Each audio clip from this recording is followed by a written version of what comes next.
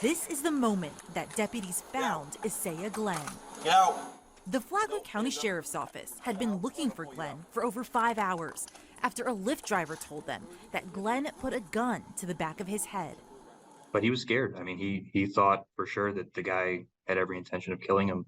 I spoke with Commander John Dopp, who led the search for the 24-year-old. We have an armed subject who's already tried to hurt somebody in a residential area and armed with a weapon. According to the arrest report, Glenn was at a friend's house Sunday night and had been making suicidal statements and had a firearm that he says he bought that morning. The friend ordered Glenn a Lyft home just after 8 that night. The Lyft driver noticed that Glenn was very off and eventually felt a gun pointed to his head and then heard a click. The driver immediately grabbed the gun, and Glenn allegedly asked the driver to shoot and kill him, later telling deputies, "I tried to kill myself." Sometimes I think there's a stigma. People don't want to contact law enforcement for help because they're afraid that they're going to get their loved ones in trouble.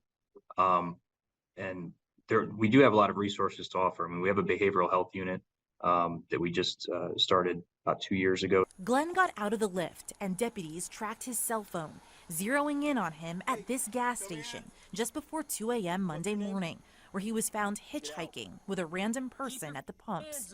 Glenn is now in jail on no bond, charged with aggravated assault with a firearm. Commander Dopp says he's also been referred for mental health counseling. It's a delicate balancing act, and at the Sheriff's Office, we've gotten good at deconfliction. We get a lot of extensive training in communicating with people in crisis.